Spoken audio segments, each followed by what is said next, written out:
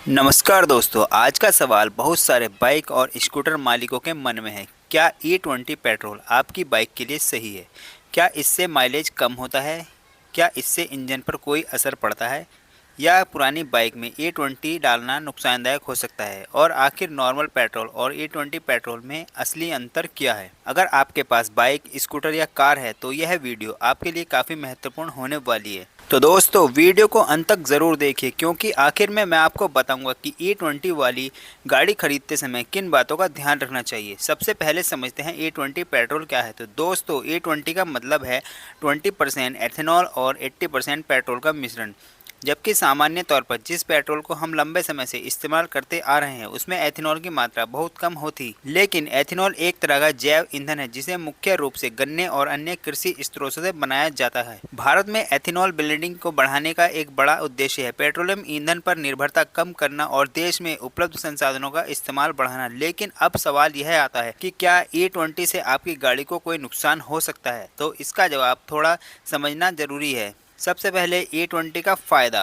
Ethanol को petrol के साथ मिलाने से पेट्रोलियम ईंधन की आवश्यकता कम हो जाती है, जिससे जीवाश्म ईंधन पर निर्भर कम और कार्बन उत्सर्जन को घटाने में मदद मिल सकती है। यानी E20 का उद्देश्य सिर्फ आपकी गाड़ी चलाना नहीं है, बल्कि लंबे समय में देश के लिए एनर्जी डिपेंडेंसी को कम करना है। लेकिन अब बात करते हैं सबसे बड़े सवाल की, माइलेज। क्या दोस्तों, यहाँ एक बात ध्यान से समझिए, एथेनॉल में पेट्रोल की तुलना में एनर्जी डेंसिटी कम हो सकती है, इसलिए समान मात्रा में E20 से मिलने वाली ऊर्जा प्योर पेट्रोल की तुलना में कम हो सकती है। इसी वजह से कुछ परिस्थितियों में E20 इस्तेमाल करने पर माइलेज में थोड़ी कमी महसूस हो सकती है। लेकिन इसका मतलब यह बिल्कुल नहीं कि हर बाइक में माइलेज अचानक बहुत ज़्यादा गिर जाएगा। माइलेज आपकी बाइक के engine, turning, riding style, traffic, tyre pressure और मेंटेनेंस जैसी कई चीज़ों पर निर्भर करता है। अब आता है सबसे ज़्यादा जरूरी सवाल, क्या पुरानी बाइक में E20 डालना चाहिए? तो दोस्तों, यही वह जगह है जहां आपको सावधान रहना चाहिए। हर बाइक में और हर स्कूटर में E20 कंपैटिबल नहीं होता है।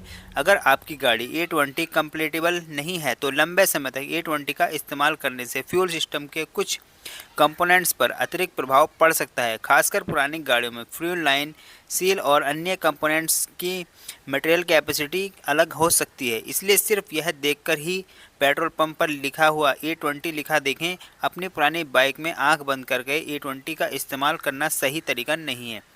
अपनी बाइक के ऑनर मैनुअल या मैन्युफैक्चरर और ऑफिशियल इन्फॉर्मेशन ज़रूर देखें। अगर आपकी बाइक नई है या स्कूटर नया है तो कंपनी ने E20 कंपैटिबल बनाया है, तो सामान्य उसे E20 फ्यूल पर चलाने के लिए ही डिज़ाइन किया गया होगा।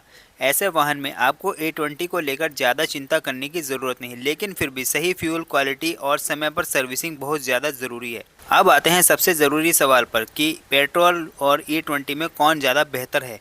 अगर हम आसान भाषा में समझें तो नॉर्मल पेट्रोल कम एथेनॉल ब्लेंडिंग कई पुराने वाहनों के लिए ज़्यादा फेमिलर फ्यूल है, लेकिन E20 पेट्रोल 20% तक एथेनॉल ब्लेंडिंग वाला फ्यूल, जिसे कंपैटिबल मॉडर्न व्हीकल्स के लिए इस्तेमाल करने का उद्देश्य अपनाया जा रहा है। E20 का फ़ायदा एनवायरमेंटल और एनर्जी सिक्योरिटी के नज़रिए से, वहीं इसका एक प्रैक्टिकल ड्रॉबैक हो सकता है कि कुछ व्हीकल्स में फ्यूल इकोनॉमिक थोड़ा प्रभावित हो सकती है। दोस्तों, सबसे ज़्यादा ज़रूरी बात है E20 को लेकर सबसे बड़ी गलती, बिना अपनी गाड़ी की कंपैटिबिलिटी जाने कोई फैसला लेना। अगर आपकी बाइक के मैनुअल में E20 कंपैटिबिलिटी दी गई है तो आप मैन्युफैक्चरर और रिकमेंडेड फ्यूल जानकारी को फॉलो कर सकते हैं। लेकिन अगर आपकी बाइक काफ़ी पुरानी है और आपको पता ही नहीं कि E20 कंपैटिबल है या नहीं, तो अंदाज़ा लगाने के बजाय मैन्युफैक्चरर या ऑथराइज्ड सर्विस सेंटर से कंफर्म करना ज़रूरी है। तो दोस्तों, अगर आपकी गाड़ी E20 कंपैटिबल है तो E20 से डरने की कोई ज़रूरत नहीं है। हाँ, कुछ व्हीकल्स में माइलेज पर थोड़ा असर पड़ सकता है, लेकिन इसका मतलब यह नहीं कि E20 आपकी गाड़ी के इंजन को तुरंत ख़राब कर देगा। वहीं अगर आपकी गाड़ी पुरानी है तो सबसे पहले उसकी E20 कंपैटिबिलिटी चेक करना सबसे ज़रूरी है। इसलिए अगली बार पेट्रोल पंप पर E20 देखकर सिर्फ यह मत सोचिए कि E20 खराब है या अच्छा है। सही सवाल यह है कि क्या मेरी गाड़ी E20 के लिए कंपैटिबल है। अगर जवाब हाँ, तो आप मैन्युफैक्चरर की गाइडलाइंस के अनुसार इसे इस्तेमाल कर सकते हैं। अगर जवाब पता नहीं तो पहले जानकारी लें। तो दोस्तों, आपको क्या लगता है, E20 पेट्रोल भारत के लिए फ़ायदेमंद है या इससे बाइक और स्कूटर के मालिकों को परेशानी हो सकती है? अपनी राय कमेंट में ज़रूर बताएं।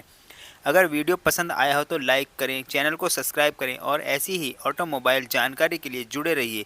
मिलते हैं अगली वीडियो में, तब तक के लिए राइड सेफ।